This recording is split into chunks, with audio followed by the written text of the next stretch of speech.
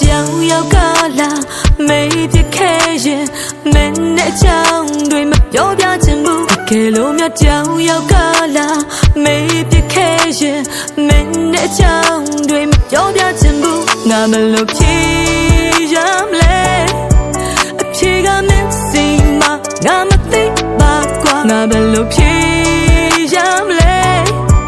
အဖြေကမင်းစီမချေရတို့ဝေးသွားရင်မလွယ်ဘူးချေရင်မောင်နေတဲ့လမ်းမှာထပ်မှငါတယောက်တည်းယူတကယ်ဝေးသွားရင်ခံစားရမယ်ပျော်ရွှင်ခဲ့တို့ရဲ့တိတ်တွေငါမမေ့သေးဘူး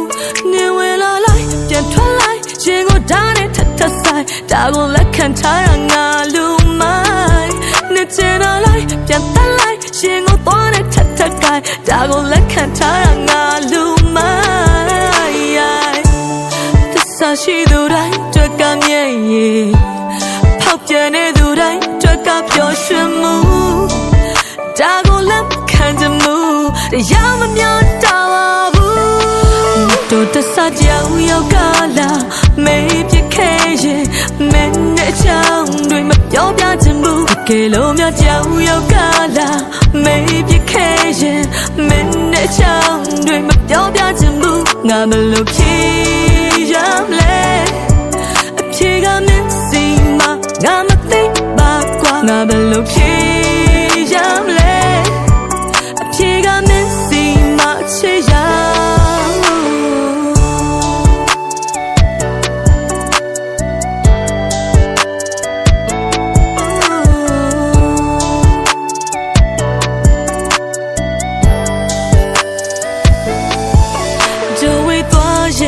မလွယ်ဘူးချွေရဲ့မောင်နေတဲ့လမ်းမှာတမငါတယောက်တည်းယူ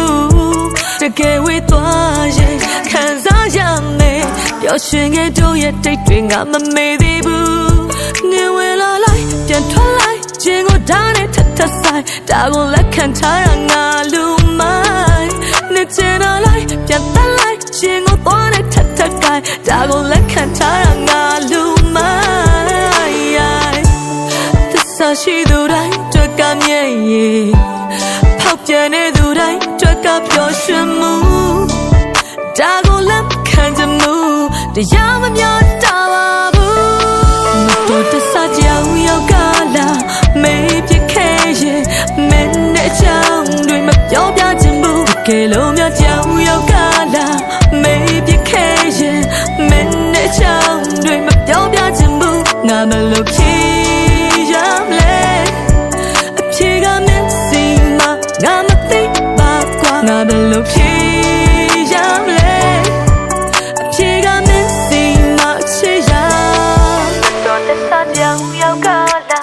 မေးပြခဲ့ရင်မင်းနဲ့ချောင်းတွေမပြောပြချင်ဘူးကဲလို့မြကြောင်ရောက်ကလာမေးပြခဲ့ရင်မင်းနဲ့ချောင်းတွေမပြောပြချင်ဘူးငါဘယ်လိုဖြေရမလဲအဖြေကမင်းစီမငါမသိပါကွာငါဘယ်